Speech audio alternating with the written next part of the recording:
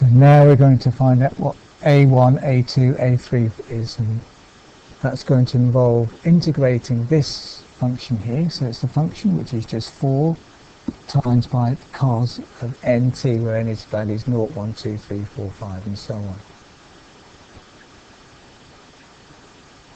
So that's going to involve integrating the function and seeing what the effect is when n equals 0, 1, 2, 3, 4, and then come up with some sort of pattern, hopefully, a bit like we did in the Maclaurin series. So ignoring the idea of n initially, let's just leave it as n. So this is our integral we're going to do. Instead we're only integrating between, again we're integrating between pi over 2 and minus pi over 2 of 4, which is the value of the function cos nt dt. So integrate it. Integral of cos is sine, and the n, the number inside, comes out and goes underneath. So we get sine nt over n and 4 pi outside, because the 4 can come outside here when we integrate. And now all we have to do is put the limits in, pi over 2 and minus pi over 2. So putting those limits in, we get this. And now we can simplify it, knowing a little bit about the sine function. If we think about the sine function for a minute, this is going to come in really useful. The fact that the sine of a value x is this exactly the same as minus the sine of minus x. And if we look at the sine wave here, I think we can see why. Take any value of x, say here, the value of that is exactly the same as minus the sine of minus x.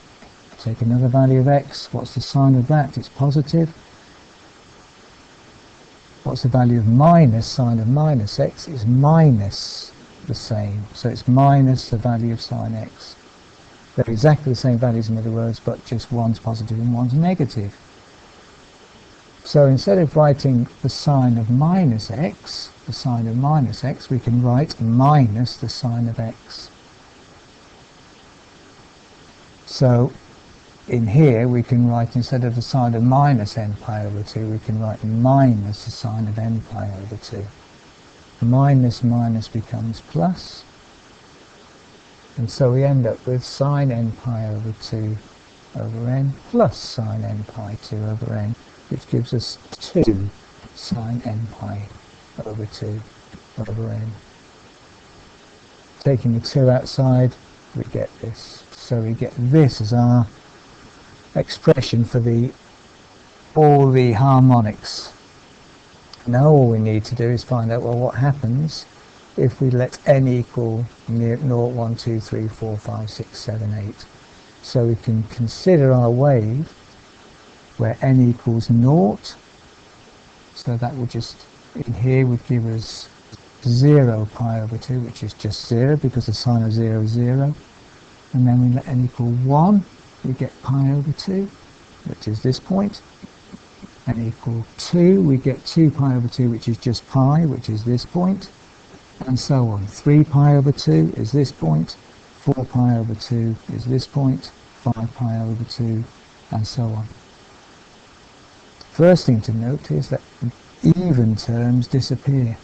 When n equals 0, we're here, and so the sine of 0 is 0. When n equals 2, we get 2 pi over 2, which is just pi, which is this, 0 again. N equals 4 pi over 2 is 2 pi, 0 again, and so on. So every time we have an even value, the value of the function is 0. So even terms disappear. What about odd terms? When n equals 1, we get pi over 2, which is this one. So it's positive. When n equals 3, we get 3 pi over 2, which is this point here, negative.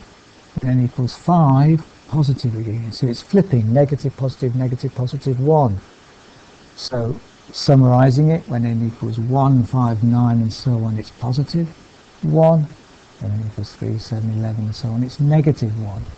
And that has consequences now when we put these values into this function here. So we can write down the terms. We can write down the first term when n equals 0, the second term, the third term, and so on. So just pause this now and have a look and see if you can see where these terms come from. So when n equals 1, in here, when n equals 1, we get the sign of pi over 2, which is plus 1. So this all just becomes 1. That's 1. So we'll end up with 8 pi, positive 8 pi. So that's this term here. Positive 8 pi is the coefficient A1, which goes in front of cos 2, the first harmonic in other words. Now let's look at when n equals 3. n equals 3, we've got negative 1. So when n equals 3 in here, then this all becomes minus 1. Minus 1 over n equals 3, so that's minus 1 over 3, so this becomes minus 8 over 3 pi.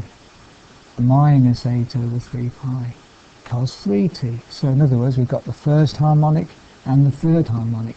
All even harmonics have disappeared. So now we have a way of writing down all these coefficients an using this expression.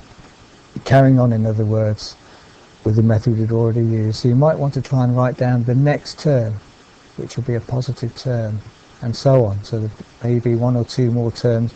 Try writing them down, and you'll see in the next video whether you're right or not. So that's all the terms involving an. What about the b terms? The terms involving the sign? Well, remember, if we look at this, we can ask ourselves the question, is this an odd or even function? Well, it reflects about the y-axis, so that means it must be an even function. And if we think back to our stipulations here, if it's an even function, then there are only terms involving the cosine. All the sine terms disappear.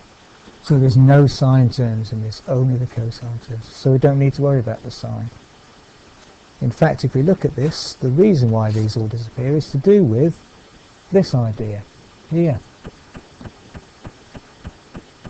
In the odd functions, we find out that the cosine of x equals minus the cosine of x. So in fact, these turn out to be the same. If this was a cosine, we'd do a similar integral and we'd have cos n pi 2 over n equals the cos of n pi 2 over n minus n pi 2 over n. So they effectively cancel each other out and the integral is 0. So that's why we can in fact ignore all the sine terms. Okay, I'll stop this now and then we'll look at the final complex wave.